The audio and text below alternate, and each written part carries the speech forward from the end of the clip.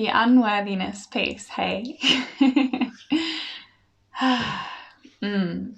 So this is something that is super, super common to be coming up when you're thinking of launching an offering, when you're planning to launch an offering, in the stages before you've created it, in the stages of creating, in the stages of launching. It's super, super common for it to come up. So don't feel like because it's coming up for you, that it means that you shouldn't launch this offering into the world. That is absolutely not what it means. And I promise you that every single person goes through this as well. So one of my mentors and coaches, Chelsea Huntsman, likes to talk about a launch, or the period where you're launching your offering into the world, and the piece before your launch as well, is like a medicine journey. And it honestly is. When we're in our soul business, every single part of what we do inside is for our soul's growth and evolution. And so your launch is literally a medicine journey into the person you are becoming. It's not even about the offering or the money or any of those surface level things that we think it's about. It's actually about the journey that our soul goes through in the process of launching our offerings into the world. So it's a completely different way to look at it, and it's a really beautiful little mindset shift to have as well, because it takes the pressure off, the number of people that sign up, the amount of money that you make in the launch, all of these things. It's not actually what it's about. It's actually about the growth that your soul moves through in your launch and in every part of your business. So I invite that little mindset shift when coming into the creation and launch phase of a new offering.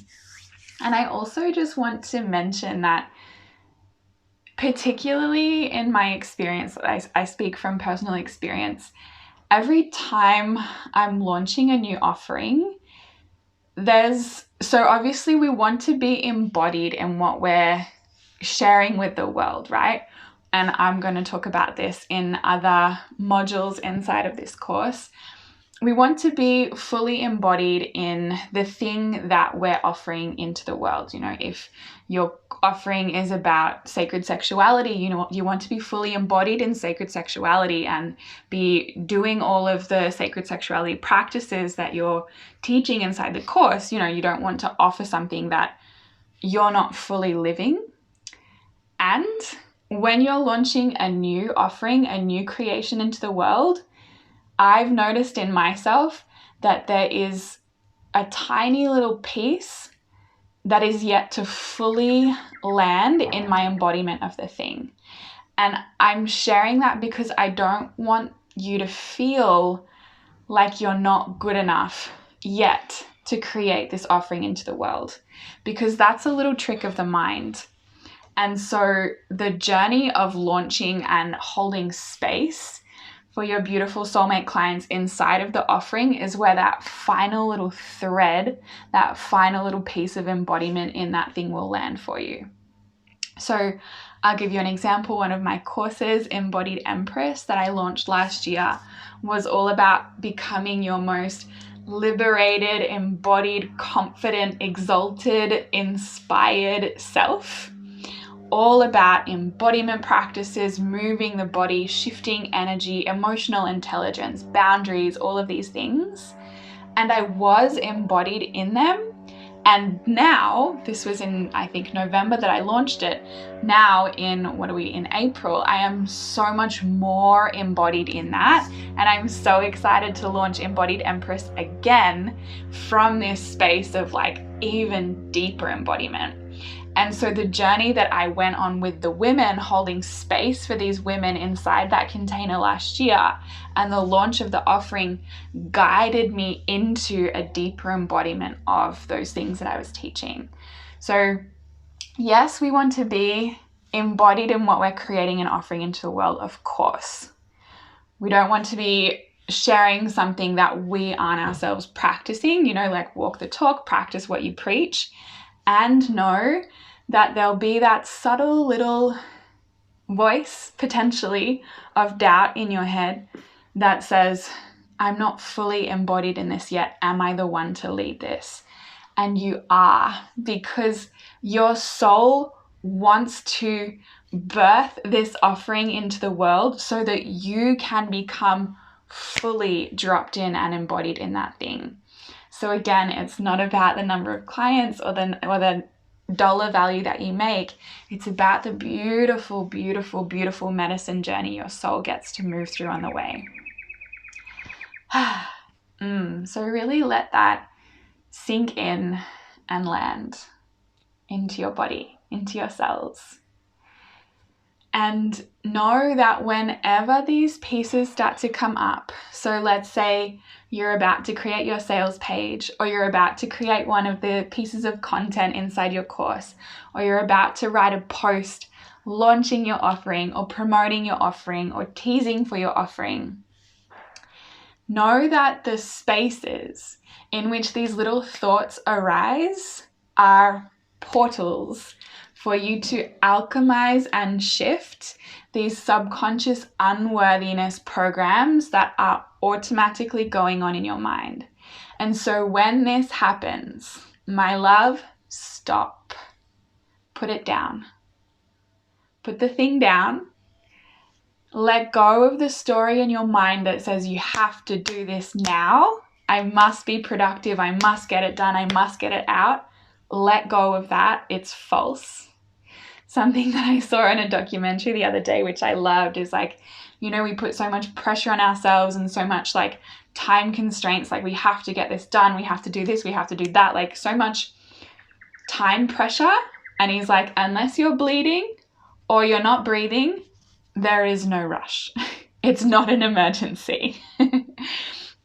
So when you start to feel this subconscious unworthiness thing come up, or the inner critic or the shadow or whatever you want to call it, when you're about to do something for the creation or launch or promotion of your offering, stop. Don't do it. You don't want to do it from that space. Come back into a practice that brings you back into your heart, into your body, and into your truth. And I'll give you a few practices.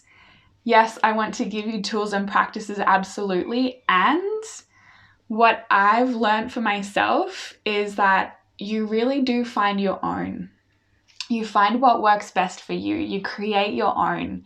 And they don't have to be these big elaborate things like a half-hour embodiment sensuality practice or a 2-hour self-pleasure practice, which is what I used to think when I first started my soul business journey. It could be 5 minutes in meditation. It could be 7 minutes lying down in shavasana with a hand on your heart and a hand on your womb, breathing and listening to music.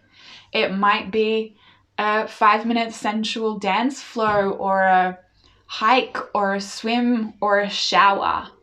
It can be anything, honestly. It doesn't have to be this big spiritual process. All the intention is to get yourself out of your head, because that's where all of these things live. That's where the subconscious mind lives, obviously. That's where the programs live, the false beliefs live, and into your heart.